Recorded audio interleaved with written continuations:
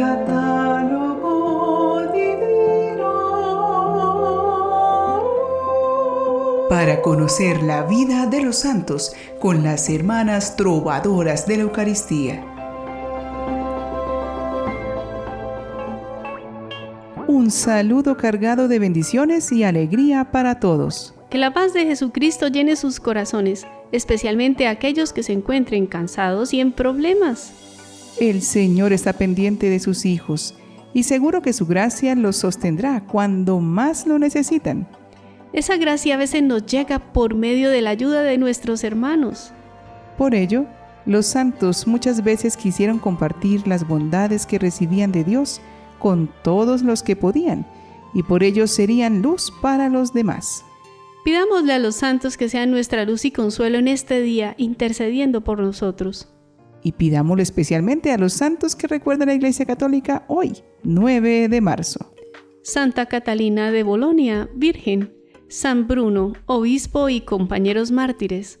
San Paciano, obispo. San Vital de Castronuovo, monje. Santa Francisca Romana, viuda y religiosa. Hoy conoceremos a la patrona de las llamadas artes liberales, que fue una religiosa clarisa, mística y artista que dejó un gran legado espiritual. Ella es Santa Catalina de Bolonia. Catalina nació en Bolonia, Italia, en el año 1413. Era hija de los nobles Benvenuta y Juan Pigri. Su padre tenía un puesto importante en la corte, gracias a Nicolás III de este, señor de Ferrara. Catalina llegó a ser dama de compañía de Margarita, hija natural de Nicolás III, compartiendo sus juegos y su educación refinada en las 7 artes liberales medievales y muchas habilidades más. Catalina también dominaba el latín, aprendiendo también la pintura y el arte de la miniatura religiosa. Pero Catalina no se sintió nunca atraída por los lujos y excesos de la vida en la corte.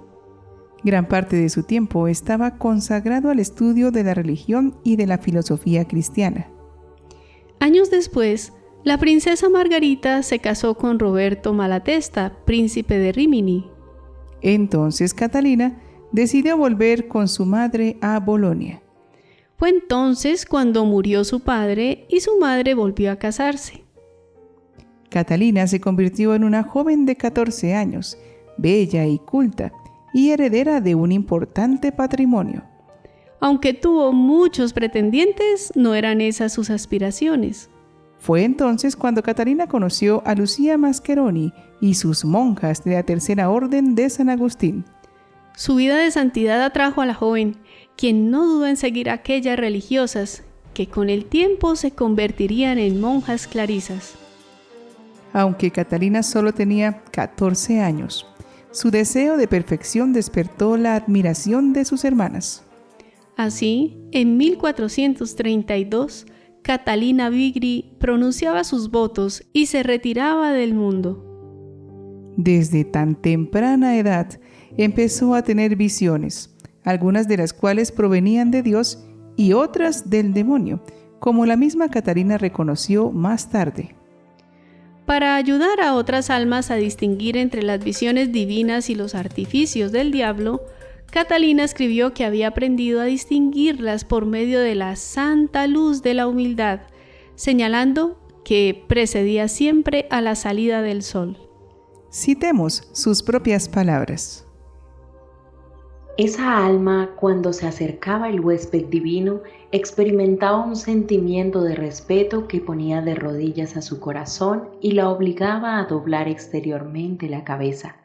En otras ocasiones, le sobrevenía una gran caridad sobre sus faltas pasadas, presentes y futuras, y se veía a sí misma como la causante de las faltas de sus prójimos, por los cuales sentía una inflamada caridad. Así entraba Jesús en su alma como un rayo de sol y establecía en ella la más profunda paz. Más tarde el demonio quiso infundirle dudas y pensamientos blasfemos, particularmente sobre la presencia real de Jesucristo en la Eucaristía. Catalina sufrió mucho por ello, hasta que Dios le reveló claramente la doctrina de la Iglesia y le respondió totalmente a su inquietud, de modo que desaparecieron las dudas. Ella también afirmaba que quienes llevan con paciencia tales pruebas sacan de la comunión mayores frutos que si tuviesen las más altas consolaciones. Catalina soportó un indomable deseo de dormir, que ella consideraba como tentación del demonio. Después de algún tiempo, desapareció también esa inclinación exagerada al sueño, y la paz completa se estableció en su alma. Pensando que con ello podría ayudar a otros después de su muerte, Catalina empezó a escribir un relato de las pruebas que había sufrido y las gracias que recibía en su obra Tratado de las 7 Armas Espirituales en el año 1438, que es una mezcla entre autobiografía y guía de espiritualidad. En su tratado, Catalina definió 7 armas para luchar contra el pecado: la diligencia, la desconfianza de uno mismo, la confianza en Dios, la meditación, el pensar en la muerte personal, pensar en el cielo y la Sagrada Escritura como referente constante de vida. En el convento, Catalina, aunque venía de cuna noble, se ocupaba de lavar, coser, hacer pan y cuidar de los animales. Todo, incluso los servicios más humildes, los hacía con amor y con obediencia pronta, dando a sus hermanas un testimonio luminoso. En efecto, ella veía en la desobediencia el orgullo espiritual que destruye cualquier otra virtud. Santa Catalina pasó a ser maestra de novicias, a las que brindó consejos llenos de sabiduría de Dios y, más que consejos, su propio ejemplo. Les recordaba con frecuencia que el fundamento más firme de la perfección es la firme voluntad de buscar siempre y en todo el beneplácito de Dios y procurar su gloria. Para ello recomendaba de modo especial la virtud de la obediencia. Solía decir que las religiosas tienen 2 escaleras para subir al cielo, la de las virtudes y la de la humildad. En 1451 falleció la madre Tadea, una abadesa procedente de Mantova, y se propuso a Catalina como sucesora. Pero ella, con lucidez y buen criterio, aconsejó pedir una nueva abadesa al monasterio de Mantova y, al mismo tiempo, aprovechar esta circunstancia para introducir la clausura. De todas partes llegaban al monasterio jóvenes de toda clase y condición social que deseaban consagrarse a Dios. Ante el espacio insuficiente, se optó por la fundación de un nuevo monasterio en Bolonia, designando como abadesa a Catalina. Rehusaba el cargo, pero superada una crisis de salud, lo tomó como voluntad de Dios. Fue calurosamente acogida por las autoridades y el pueblo en general. Como abadesa, imprimiría a la fundación un aire ejemplar de reforma. Destacaba la caridad materna con que atendía a sus hijas espirituales, sin ahorrarse fatigas ni trabajos. Siempre estaba dispuesta a consolarlas en sus tribulaciones y a acompañarlas en sus crisis y tentaciones. Sentía una especial compasión por las enfermas, a las que visitaba con frecuencia. Prestaba los servicios más humildes, consolaba con palabras llenas de ternura, fortalecía con acertadas motivaciones espirituales. Se dice que el Señor siguió concediéndole dones extraordinarios. En su vida se armonizaban una intensa actividad y una constante unión contemplativa con Dios. Su lucha espiritual desarrolló en ella una profunda humildad.